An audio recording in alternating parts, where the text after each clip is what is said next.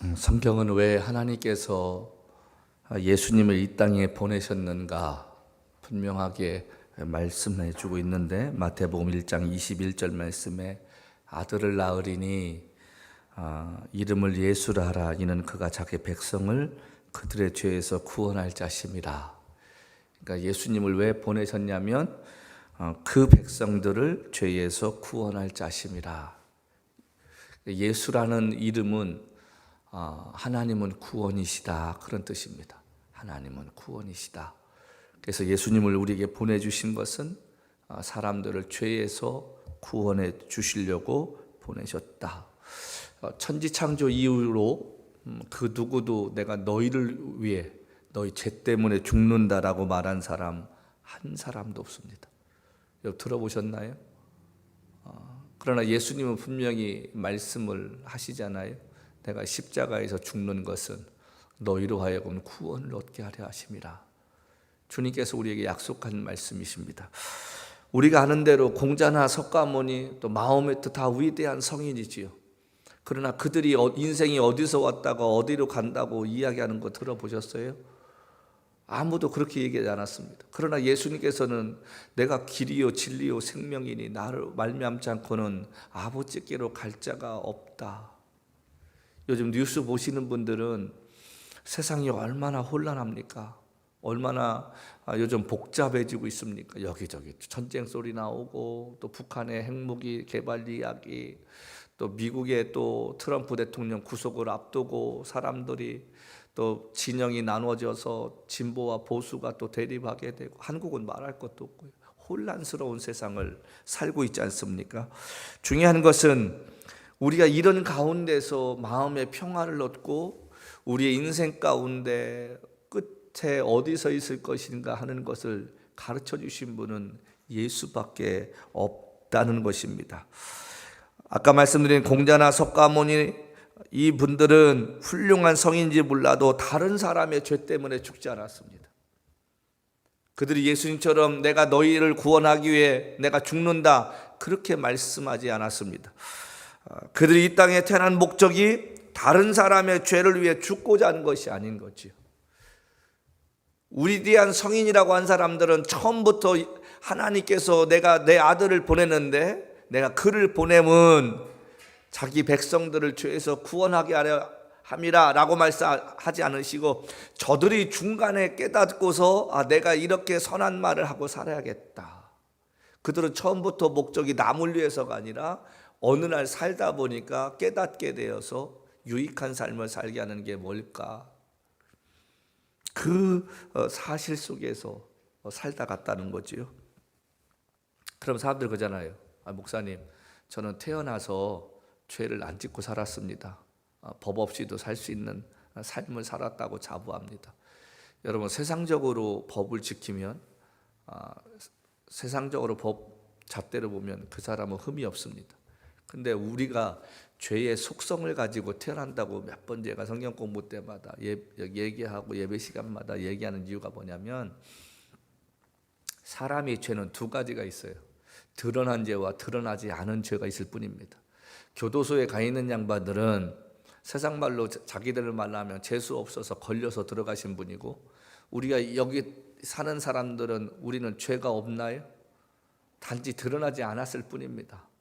여러분 생각해 보십시다. 죄의 속성이라는 말은 겉으로는 내가 법을 지키고 살아도 우리 안에 추악한 마음이 얼마나 많이 있습니까? 여기 앉아있는 사람들은 거룩해 보이고 예뻐 보이고 하지 몰라도 자기 스스로는 알잖아요.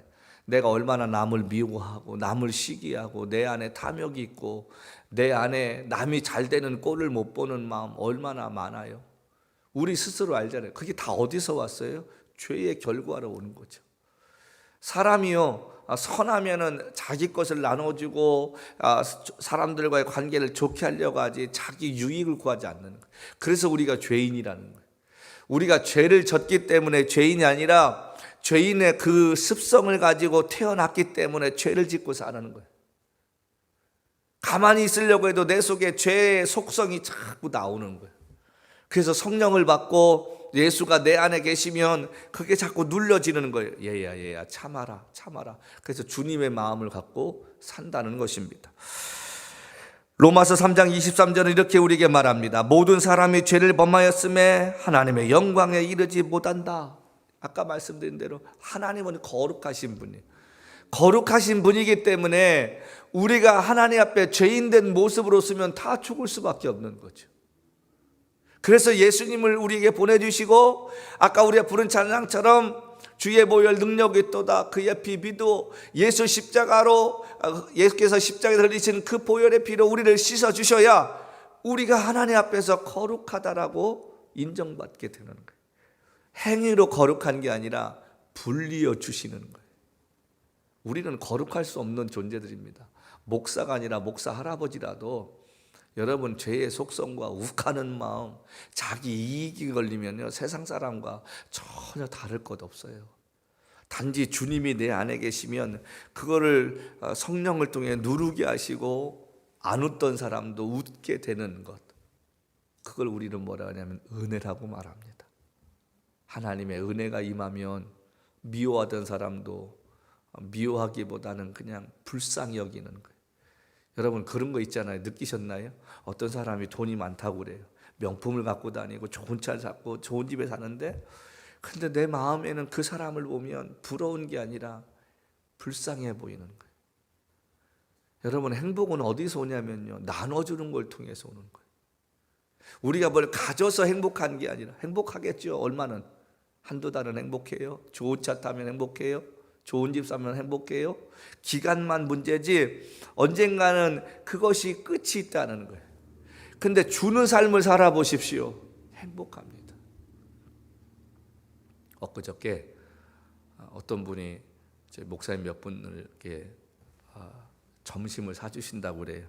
근데 그 집이 돼지갈비가 유명하거든요. 그래서 야 가서 고기를 구워야겠다 늘 생각하고 오셨지 않았겠어요? 근데 딱 앉자마자 한 분이 런치 메뉴를 고르는 거예요. 이렇게 런치 메뉴. 이해는 가요. 그 사주시는 분을 생각을 해서 우리가 싼 거 먹자. 그러니까 갑자기 모든 사람이 고기를 굽자 하던 마음에서 다 런치 메뉴로 이렇게 가서 굽는 고기를 나오는 게 메뉴가 뭘까? 이렇게 보고 고기를 이렇게 시키셨어. 내가 옆에 있는 목사님 보고 한 말이 그 말이었어. 이래서 밥값은 내가 내고 먹어야 편하다고. 그죠?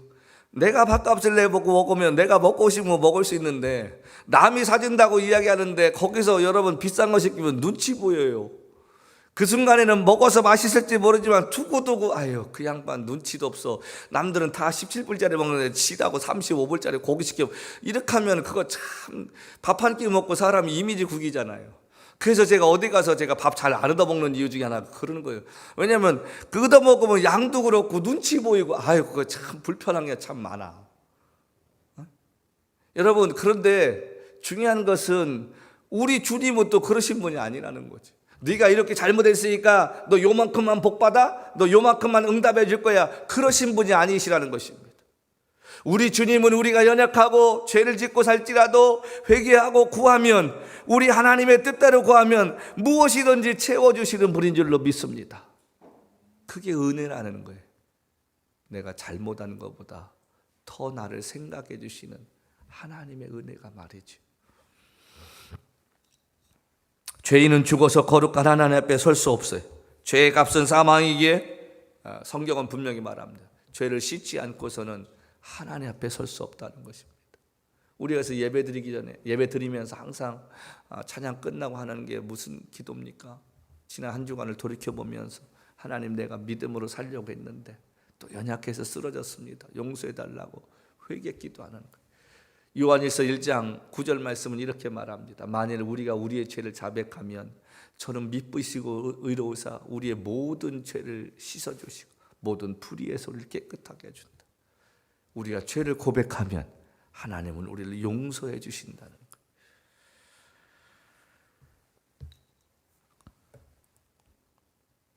죽을 수밖에 없는 죄인의 길을 사는 우리들에게 예수님께서 십자가에서 죽으심으로 말미암아 우리의 죄를 대신 짊어지시고 그분이 죽으셨다. 그래서 그거 믿으면 너야 구원받는다. 그것이 바로 복음인 것입니다. 복음이라는 게 다른 게 여러분 복음이라는 것은 기쁜 소식이에요. 이게 원래 뜻이 굿뉴스, 이게 복된 소식이다. 그 복음이라는 거예요. 자, 복음이 무엇이냐면 이겁니다. 예전에는 제가 말씀드린 대로 사람이 죄를 지면 동물이 죽어야 돼요. 그건 하나님의 명령이셨어요. 너희가 죄를 졌냐? 그러면은 거기에 합당한 양을 드리거나 아니면 비둘기를 드리거나 흠없는 숫송아지를 드리거나, 자, 이렇게 드리게 만드신 거예요. 자, 그러다 보니까 사람이 일단 돈도 없어. 두 번째는 그 드리는 것도 힘들어. 하루에도 몇 번씩 죄를 짓는데 그 많은 죄를 다 동물 바친다고 생각해 보세요. 여러분, 그게 나만 하겠습니까? 그래서 사람이 번아웃 된 거 나 못 하겠습니다. 나 도저히 못 하겠습니다. 우리 세상 말로 이판사판, 아니 살든지 죽든지 뜻대로 행하시라고. 그리고 각자 자기 길로 가는 거야. 에라 모르겠다. 어차피 죽을 거 이렇게나 저렇게나 죽을 거 그냥 내가 하고 싶은 대로 살자. 그래서 하나님이 가만히 보셨더니 인간들이 그냥 자포자기하는 거예요. 질칠만도 하잖아요. 그것도 한두 번이지. 그래서 하나님께서 저들을 보시고 불쌍히 여기셔서 안 되겠다. 저렇게 하면은 저희 것들 다 구원받지 못하니까 차라리 내 아들 예수를 십자가에 죽게 함으로 그냥 대표적으로 제물이 되어서 이제는 내 아들만 믿으면 구원받는다 하는 그걸 알려주자. 그것이 바로 복음인 것입니다. 그래서 이제는 우리가 제물을 드리지 않아도 한 번에 십자가에서 죽으신 예수 그리스도를 믿기만 하면 하나님께서 약속하셨습니다. 구약시대에는 너희가 짐승을 드려야 구원받지만 이제는 예수가 온 다음부터는 너희가 내 아들만 믿으면, 그리고 내 아들의 이름으로 너희가 용서를 구하고 기도하면 내가 너희의 죄를 사해 주겠다. 그 기쁜 소식이에요. 얼마나 쉽습니까? 그렇게 어렵게 사람이 고생하고 노력했던 그것이 필요가 없어진 거예요. 이제 예수를 믿으면 되는 거예요. 우리가 그런데 그걸 믿지를 못하는 거예요. 너무 값없이 받으니까. 그래서 제가 미국 살면서 느낀 게 있어요. 영주권이라는 게 사람을 참 훈련을 시키는 게, 이게 상사 주재원이나 뭐 투자 이민을 오셔서 그냥 때가 되면 받는 분들은 그 값어치를 잘 몰라요. 근데 정말 이 땅에 살면서요, 어떤 사람은 제가 만나본 중에서 한국에 못 가신 분이 35년 되신 분까지 만나봤어요. 여기서 신분이 안 되셔서. 여러분, 근데 생각해 보십시다. 35년이면 언제예요? 그들의 마음에 고국에 있는 부모도 보고 싶고 형제도 보고 싶을 텐데 갈 수가 없어요. 근데 누가 말합니다. 당신이 미국에 살면서 하실 것 아무것도 없습니다. 그냥 우리가 약속한 것을 기다리고 사시면 됩니다. 저희가 영주권 해드리겠습니다. 이민국에서 만약에 그렇게 연락 왔다 하십시다. 사람이 믿겠습니까? 처음에 보이스피싱이라고 생각하지. 근데 약속을 합니다. 한 달 반 만에 저희가 해드리겠습니다. 근데 한 달 반 만에 정말 영주권 카드가 날라왔다고 생각해 보십니다. 여러분, 믿어지겠습니까? 처음에 그 과정이 있는데 그 과정을 다 없애버리고 카드가 딱 날라왔을 때 그게 정말 믿어질까요? 제가 10년 전에 어떤 분이 영주권 카드 받았다고 했을 때 그 카드를 가슴에 품고 밤에 잤다는 거예요. 일반 사람들이 그 이해 잘 못하실 거예요. 그 카드 쪼가리가 뭐라고. 근데 그렇게 기대했던 영주권 카드가 날라왔을 때 이분은 밤새를 품에 안고 잔 거예요. 왜 그랬을까요? 이제는 신분에서 자유로워지고 어디든지 갈 수 있다는 거지. 그게 은혜라는 것입니다. 근데 그 은혜가 값없이 준 사람에게는 그 가치를 모르는 거예요. 제사를 통해 죄사함을 받던 우리의 삶이 이제는 더 이상 제사를 통해서가 아니라 갈보리 십자가에서 죽으신 예수를 믿는 사람마다 모든 죄를 씻겨주시고 삶의 기쁨과 평안을 주신다. 이게 복음이라는 거예요. 여러분, 우리의 인생을 우리의 힘으로 살려고 해보십시오. 얼마나 피곤하고 지칩니까? 힘들어요. 내가 계획했어. 이때는 이렇게 하고 이때는 이렇게 하고 이렇게 딱 세워요. 근데 계획대로만 되면 얼마나 좋겠습니까? 잠언서 16장 말씀처럼 사람이 마음으로 자기의 길을 계획할지라도 걸음을 인도하시는 분은 하나님이신데, 여러분이 나름대로 돈을 모으고 이렇게 다 하겠네. 그게 세상적으로 잘 돼가나요? 저도 안 돼요. 생각지도 않은 곳에서 뻥뻥 터져가지고 돈 나갈 때도 있고요. 근데 주님이 도와주시고 나서부터 너무 일이 쉬운 거예요. 나에게 돕는 사람도 붙여주시고, 힘들 때마다 위로해줄 사람, 밥을 먹을 수 있는 사람 붙여주신다고 생각해 보십시다. 얼마나 감사한 일이겠습니까? 내 힘과 능력으로 죄에서 벗어나려고 하지 않고 예수를 믿기만 하면 구원의 은혜를 받을 수 있다는 소식, 그게 바로 복음입니다. 바울이 이 복음을 다메섹이라는 곳에, 지금 시리아의 수도, 가는 길에 깨달았어요. 왜 깨달아요? 역시 저는 다윗이나 바울을 보면 느끼는 게, 머리 좋은 사람이 예수 잘 믿는다고 생각을 해. 바울이 가는 길에 사람들과 같이 갔는데 자기만 소리를 들었잖아요. 사울아, 세워라. 사울아, 네가 왜 나를 핍박하느냐? 누구시나이까? 나는 네가 핍박하는 예수다. 자, 그리고 사람들이 그의 손을 이끈 게 아니지, 말을 이끌고 이제 들어갔을 거 아니에요. 3일 동안 누워서 보이지가 않습니다. 무슨 생각했을까요? 그런 많은 생각을 했을 것입니다. 내가 이제까지 믿었던 하나님이 뭐지? 내가 이제까지 알아왔던 학문이 뭐지? 그러면서 그가 고백하는 것이 뭐냐면, 나는 그렇게 생각을 해요. 주님, 나를 만나신 주님, 정말 주님이 하나님이시고 하나님의 아들이시나이까? 그러면 내게 확신을 주옵소서. 자, 그리고 났는데 하나님이 아나니아라는 사람을 통해서 보내셔서 하는 말씀이 뭐냐면, 사울아, 하나님께서 나를 보내셨다. 이제 네가 눈을 뜰 거다. 그리고 안수했는데 눈을 떴습니다. 여러분, 어제 3일 전에 봤던 세상과 3일 후에 봤던 세상은 전혀 다른 세상입니다. 잠시 눈이 멀었을 때 그는 다시는 세상을 보지 못할 것이라는 절망감에 빠져 있었을지도 모릅니다. 내가 살아온 삶이 뭐지? 사내들인 공회원에서 남들이 다 잘 나간다고 이야기하고, 동네에서도 야, 사울이라는 사람이, 가말리엘이라는 사람의 그 어려운 학문의 전당에 들어갔대. 얼마나 부러웠겠습니까? 그런데 그가 하루아침에 나락으로 떨어졌습니다. 이제 모든 것을 다 잃어버렸을 거 아닙니까? 여러분 생각해 보십시오. 여러분이 눈이 안 보인다고 생각해 보세요. 저는 세상에서 가장 불행한 어려움을 겪는 분이 누굴까? 저는 세상을 보지 못하는 사람이라고 생각이 들어요. 그가 절망과 낙심 속에 있을 때에 아나니아의 그 소리는 복음이었습니다. 사울아, 너를 만나줬던 주 예수 그리스도께서 나를 너에게 보내서 눈을 뜨게 하시겠다. 여러분, 그게 복음이 아니겠어요? 그게 기쁜 소식 아니겠어요? 뭐가 기쁜 소식입니까? 각자에게 복음의 메시지가 다릅니다. 들려오는 게 달라요. 결론은 예수 그리스도시지만 내 상황과 형편에 따라 들려지는 그 상황은 전혀 다릅니다. 근데 사울에게 들려왔던 한 소리, 그 소리가 그에겐 복음이었습니다. 그리고 눈을 떴어요. 근데 성경은 뭐라고 하냐면, 그의 눈에 비늘 같은 것이 벗겨졌다. 이제까지 그가 잘못 알아왔던 하나님에 대해서, 예수 그리스도에 대해서 그런 것들이 벗겨지고 광명한 세상에 보이는데, 이제는 뭐가 보이는가? 예수의 눈으로 바라보는 세상에 보이는 것입니다.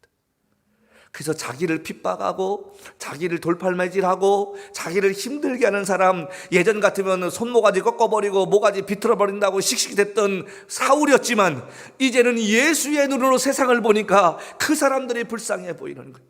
저들이 복음을 깨닫지 못하고 저들이 죄인인 것을 깨닫지 못하니까 저러는 것이지, 바울의 마음에 답답함이 생겼습니다. 그래서 바울이 가는 곳마다 이래 말합니다. 나도 옛날에 죄인 중에 개수였고, 나 때문에 스데반 사람이 죽었고, 나 때문에 많은 사람들이 옥고를 치르게 되었는데, 그것은 내가 예수를 바로 알지 못하고 행하던 시절이었다. 그러나 내가 이제 예수를 알고 나서부터는 나의 달려갈 길과 주 예수께 받은 사명, 곧 은혜의 복음을 증가하는 일을 위해서는 내 생명을 조금 더 귀하게 여기지 아니한다. 복음을 경험한 사람의 모습입니다. 여러분이 예수를 만나보십시오. 상황은 똑같을지라도 내 마음이 바뀌고 내가 세상을 바라보는 시각이 바뀌게 될 줄로 믿습니다. 예전에는 성공하고 돈 잘 벌자, 높이 올라가자 했는데, 예수를 만나고서부터는 돈을 버는 목적과 이유가 달라집니다. 내가 성공해야 할 이유와 목적이 달라집니다. 그것은 나를 구원하신 그 예수 그리스도의 이름을 높이고, 나로 인하여 누군가가 또 예수 앞에 돌아올 수 있는 도구로 내가 쓰임받기에 하나님 나를 그렇게 사용해 달라고. 여러분, 가치관의 변화가 된다는 거지. 그게 복음입니다. 누구보다도 의롭다고 생각하며 살아왔고, 누구보다도 하나님 말씀을 철저하게 지켰다고 생각했고, 하나님을 위한 열심히 누구보다도 컸다고 생각했던 바울. 예수 믿는 자들을 잡아들이는 것이 하나님이 원하는 것이라고 생각했는데, 예수님으로부터 그 소리를 들었을 때 여러분 얼마나 뒤통수가 깨지는 느낌이 없겠습니까? 내가 뭐지? 내가 왜 이렇게 살아왔을까? 얼마나 잘못된 열심이었고 자기 의를 나타내는 삶이었나 3일 동안 고민했을 것이다, 이런 말입니다. 사도행전 9장 18절, 즉시 사울의 눈에서 비늘 같은 것이 벗어져 다시 보게 된지라 일어나 세례를 받고, 주저하지 않았습니다. 여러분, 세례 왜 받는 줄 아세요? 세례 받는 것은 이유가 딱 하나입니다. 내가 예수 믿고 이제부터는 예수님 뜻대로 사는 사람이 되겠습니다 라고 다짐하는 의식이 세례입니다. 세례 받기 전에는 내가 하고 싶은 대로, 내가 생각한 대로 살았는데, 내가 세례받는 이유는 이제부터는 내 인생을 내가 사는 게 아니라 주님이 원하시는 그 방법으로 살겠습니다. 주님, 이제 내 인생은 내 것이 아니라 주님 것입니다. 그런 고백으로 받는 게 세례입니다. 여러분, 결혼을 왜 합니까? 결혼식을 왜 합니까?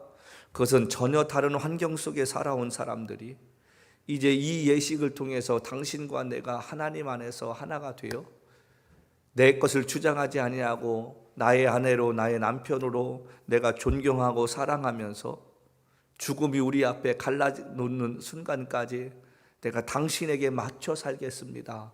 그런 고백이 결혼식입니다. 근데 요즘 결혼식은 그게 아니잖아요. 그 의미를 잊어버리고 살다가 뭐하면 이혼하고 갈라지네, 싸우고 얼마나 많습니까?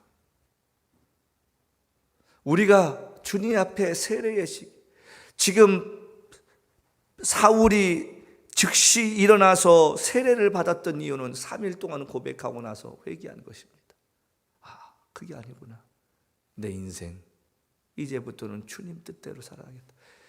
머리 좋은 사람이요, 깨닫는 것도 빠른 거예요. 그래서 성경은 우리에게 지혜를 구하라고 하잖아요. 지혜로운 사람은 뭐가 잘못인지를 깨닫는 거예요. 지혜가 없는 사람은 가다가 그냥 멸망당하는 거죠. 잘못된 열심이 얼마나 많은 사람을 힘들게 했는가 보여주는 말씀이에요. 나름대로 사울이 열심히 있었던 사람이고 나름대로 하나님을 사랑한다고 했지만 그 열심이 잘못되었을 때는 사람을 죽이고 힘들게 하는 그런 악행을 저지르는 사람이었다는 거죠. 예수를 알려면 바르게 알고 살아야 된다는 얘기입니다. 자, 이런 가운데 바울이 이제 예수를 믿고 나서 로마 교회에게 편지 쓴 게 오늘 이 책이에요. 이 로마서는 바울이 로마를 가고 싶어서 로마에 있는 교인들에게 자기 자신을 먼저 소개하며 쓴 게 이 로마서입니다. 1장부터 16장인데 이 16장에 걸쳐 있는 이 말씀이 우리 기독교사에서는 복음 중에 복음이다. 이 말씀을 읽어보면 예수를 통해서 어떻게 거듭나게 되고 예수 믿는 사람들이 어떻게 살아갈 것인가를 강조하는 내용이 나오는데요. 여러분, 교회는요 사람들이 외로워서 와요. 그런 얘기 있죠. 시집 가는 것은 외로울 때 가지 마라. 의자를 살 때는 저녁 때 사지 마라. 왜냐하면 지치고 힘들었을 때 모든 의자가 다 좋아 보이고 소파가 좋아 보이고, 외로워 보일 때는 어떤 사람을 만나도 거기에 기댈 수 있을 것 같다는 생각 드는 거예요. 배고플 때 마트 가지 말라고 하잖아요. 마트 가면 모든 게 다 맛있어 보이고 다 주저답습니다. 그리고 집에 와서 내가 왜 이랬을까 후회하는 게 한두. 아마존은 차라리 리턴이라도 빠르지, 한인마트는 리턴도 안 해줘요. 네? 여러분, 지금 이 바울이 이야기하는 건 뭐냐면 이겁니다. 여러분, 교회는 왜 오는 것입니까? 세상적인 이야기 들으러 오는 것이 아닙니다. 세상의 즐거운 이야기 나누려고 오는 것 아닙니다. 교회는 우리의 생명 되시고 우리를 구원하신 예수 그리스도가 누구이신가를 알려고 오는 것입니다. 우리를 지으신 하나님이 어떤 분이시고 우리에게 어떤 인생을 살기를 원하시는가, 그걸 배우러 오는 것입니다. 믿지 않는 사람들 가운데요, 어떤 사람이 명품 가방을 사려고 밤을 새워 백화점에서 기다렸다가 원하는 물건을 샀다고 생각합시다. 얼마나 행복하겠습니까? 그 사람은 꿈에 그리던 물건이었는데, 미국이나 한국이나 때 되면 사람들 줄 서가지고 막 그거 하잖아. 난 그런 거 잘 이해를 못해. 그러나 그 사람들은 그것을 통해 행복을 얻기 위해서 얼마나 애를 씁니까? 자, 중요한 것은 세상 사람도 그렇게 자기가 갖고 싶었던 것 가지면 자랑스러워하고 행복한데, 우리 인생 죽으면 어디 가는지 깨닫게 하시는 복음을 전해주는 이 교회에 와서 그 주님을 만나는 것이 그 사람들보다는 더 행복해야 되지 않겠느냐는 거예요. 그 사람들보다는 더 기뻐해야 되지 않겠느냐는 거예요. 여기 올 때까지는 힘들고 지친 마음 가지고 왔지만 돌아갈 때는 주님이 주시는 은혜로 이 교회 예배당문을 나갈 때는 우리 마음의 기쁨으로 충만해야 할 줄로 믿습니다. 수고하고 무거운 짐지자다 다 내게로라.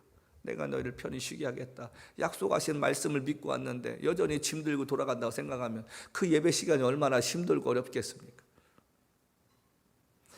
바울은 그 기쁨을 사람들에게 나눠주면서 아까 말씀드린 대로 매를 맞든 밥을 굶든 욕을 먹든 여러분 행복한 삶이었습니다. 전하는 것 때문에 어떤 이야기라든지 여러분 할 수만 있으면 너무 행복한 거예요.